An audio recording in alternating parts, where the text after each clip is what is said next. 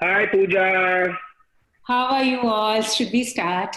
Yes. Yeah, Okay, so hello and welcome for speaking to Good Time. So tell me, what's your Hasmukh quotient like at the moment, all of you? mine is 10 out of 10 right now. I'm ready to kill. Same. I thought 9 murders would be enough. How many do we have in the series? Actually, I don't know. 9 or 10. I thought 9 murders would be enough, but no, I need a few more. Yeah. What about you, Nikhil? 10 out of 10 has to be. Yeah. So how is self-isolation and the social distancing treating you all? See, it was okay for the first 2 weeks. I managed quite well because I'm pretty much a homebody myself.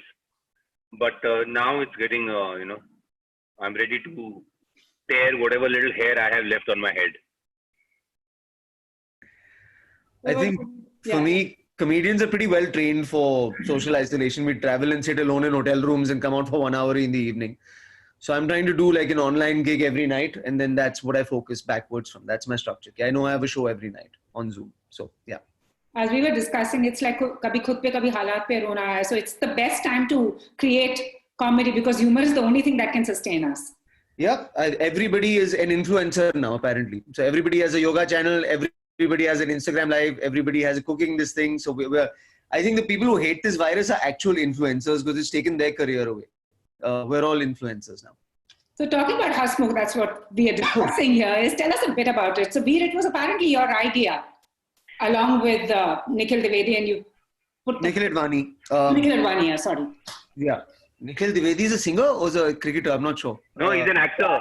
Actor. Nikhil Dwivedi is the actor. Cool. Anthony Gonzalez wala picture. Okay. So, is my idea. I wrote a pilot 3.5 years ago and took it to Nikhil Advani and said, would you like to produce this? And it was about a comedian who needs to murder to be good on stage because he's a terrible comedian. And he's basically a writer. So in that sense, I'm not acting at all. And then Advani was like, it's funny, but it needs darkness and it needs gravitas and it needs much more sort of film arc. And that's kind of how we divided it up. We before we started the writer's room, we worked together on it for about 6 months where I was kind of in charge of making it funny and he was in charge of making it dark. And those two things came together. So yeah. Nikhil and Advi, your take on this show that we are going to be seeing very soon on Netflix? Well, it's a really dark comedy, and I mean, we were always supposed to be out in April, but it turns out that April right now is in lockdown. But I do think that the mood of the series is correct for what the world is going through right now. Which is dark comedy. So the world, if you ask me right now, does seem like a bit of a dark comedy right now. That somebody ate bat soup somewhere and we are all locked at home. The series itself, is basically the journey of these two small town guys who are in extraordinary circumstances, share an extraordinary relationship, and they come to the big city and the big bad world of entertainment, and how things kind of like spiral out of control. My part in the series is I play Jimmy, who is Hasmukh's friend and manager. Mm-hmm. Actually, more manager first, then friend. And Jimmy, you can say, is a scumbag basically. He's a scumbag with a heart and teeth of gold. Yeah. So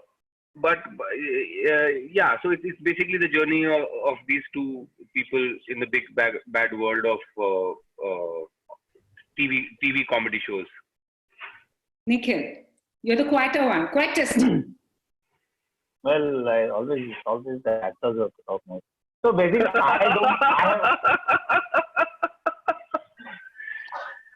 I've always seen, for me, I mean, everybody says, but for me, it's a dark, Hasmukh is a dark comic thriller.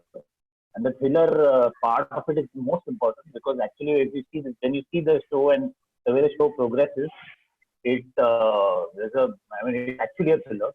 And for me, Hasmukh is about two people who are actually artists in their own way and are trying to achieve their dream. of coming to the big city, like a lot of people, and being able to express themselves. So basically, it's about, and what will they do for it to happen? I think primarily Hasmukh is that for me. And Veer, you said that it wasn't very tough for you to slip into the character of Hasmukh. So, I mean, what was the easiest part and what was the toughest part for you as an actor and a performer as well? It was just a lot of memory, you know. It kind of follows the broad. You're catching Hasmukh at the start of a journey, and so when I came down to Bombay and I moved here in a day, you know, where I did one show and then suddenly somebody offered me a TV show and I never left. And then for the first 5 years of my time in Bombay, I was a writer, right? And I used to write all the big GEC award ceremonies. I used to write all of their scripts, and I used to write for a lot of the GEC comedy shows as well. So it's just kind of based on that universe that I was in when I first came down to Bombay. And also when you don't know who you are as a comedian, when you don't know what your voice is, you're trying to scamper for anything, writing about anything that you can, and you're terrible at all of it. So that time for me wasn't that long ago. So it's just remembering that and bringing base emotion of who you are on stage, like your anger and your frustration, bringing that to stage is something that every young comedian does. So in that sense, yes. But apart from that, no. He's a murderer. I don't relate to that. He's from Saharanpur. I don't relate to that. And he's a very, I think what Nikhil Advani and Gonzalez both did very, very well is when we created these characters, we created a universe of very loud, very in your face, very active characters. And Hasmukh is the most subdued one in the show. So if you look at Ranveer's character or Manoj Pahwa or Ravi Kishan or Amrita, these are very driven, very, very in your face characters.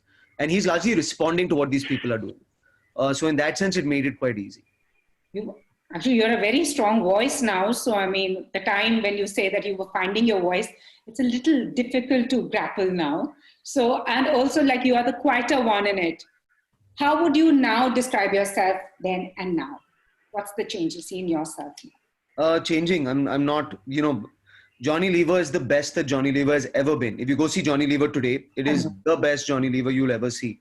He's 30 years in. Stand-up takes 20 years to get good, to find your voice. Dave Chappelle, these guys are legends now. I'm 11 years in, so I won't be this comedian next year. I'll be something else. So just changing. That's it. Also, do you think a digital release at this time is actually an advantage? I don't think there's anybody on this show who wouldn't rather that this released under better circumstances and healthier circumstances, right? We're all stuck at home and people are consuming content. We know that. You can't not acknowledge that. But this was just always the plan. We were going to come out in April and then, a virus joined us. That's basically how this happened.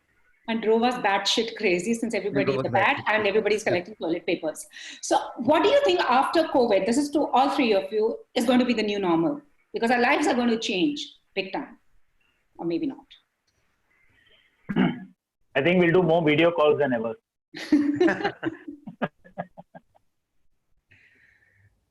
Yeah, I think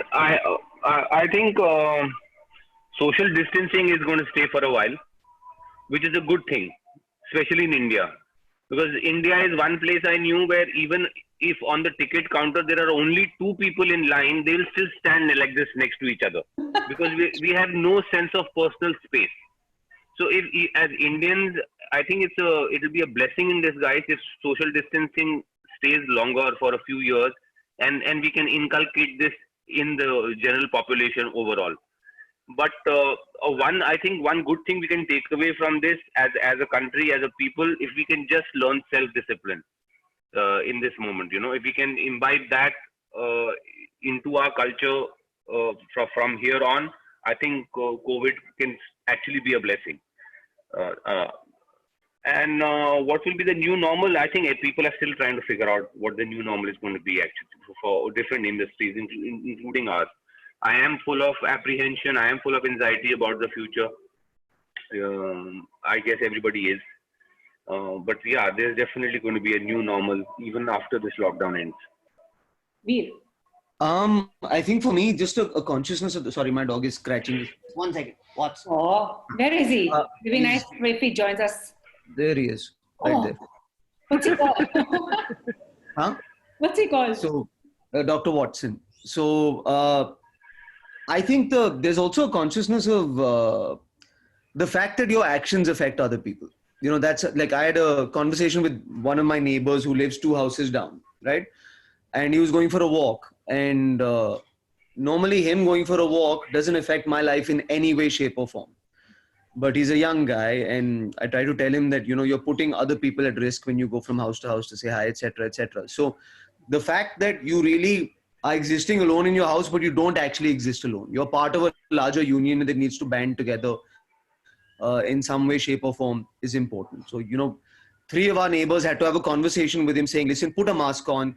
Don't be so chilled out about this. Don't let your kids play in the street, etc. And normally nobody would have cared about that, you know.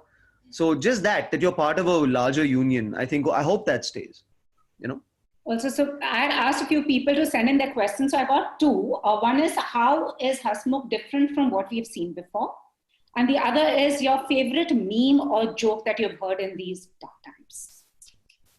Jesus. How is Hasmukh different? I think it's, you know, I'd say it's dark comedians. You know what I mean? That, you know, it's not dark comedy, it's dark comedians. And comedians can be some very dark people. Paid in a tribute to where Indian comedy belongs and in the universe that Indian comedy belongs. I've never seen anybody tackle this universe of comedy with anything but loudness, you know. And I think it's time to tackle that with darkness, because having written for it for a very long time, I can tell you some darkness exists behind those scenes. So, yeah. What about you, Ranveer and Nikhil? Your experience, what makes it different? Nikhil, go. So for me, I think the one, nobody in this country, I mean, and so far we've never attempted a dark comic thriller, at least for what my knowledge is, for a very, very long time. And that's how it's very different. And it's a huge, the kind of actors who are in Hasmukh are of a different range, not only with Veer and Ranveer, but also Ravi Kishan and Inam and Sohail Nair and Amrita Bakshi. Lots of people from different backgrounds, like different theater and different kinds of cinema coming together to try and do something which is trying to do a genre which normally people don't attempt, because it's quite scary. And we're waiting for you. Well, I think scary, when Gonzi says scary, I think he means that bringing this combination, you know, this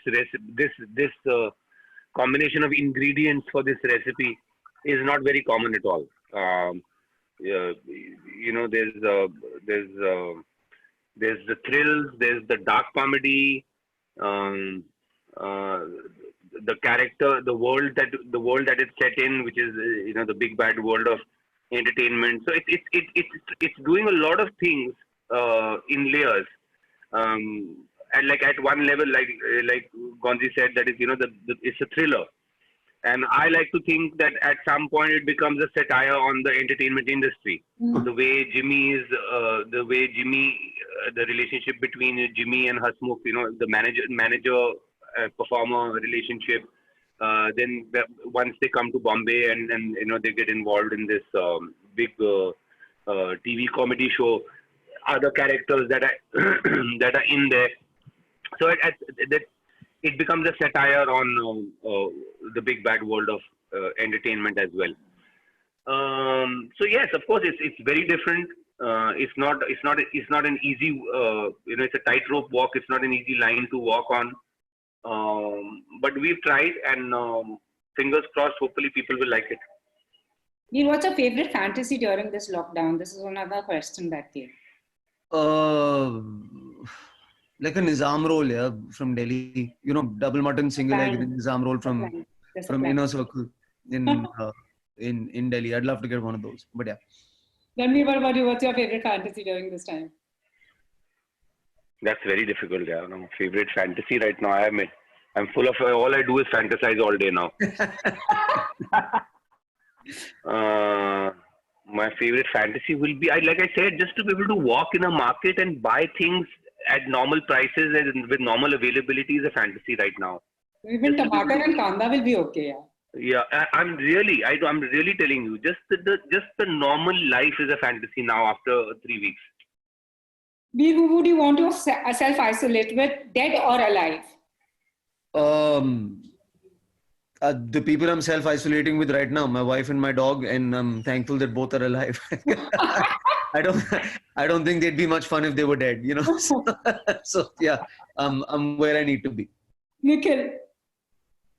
Well, I'm self-isolating with I'm in isolation with my girlfriend, but I wish my parents were with me.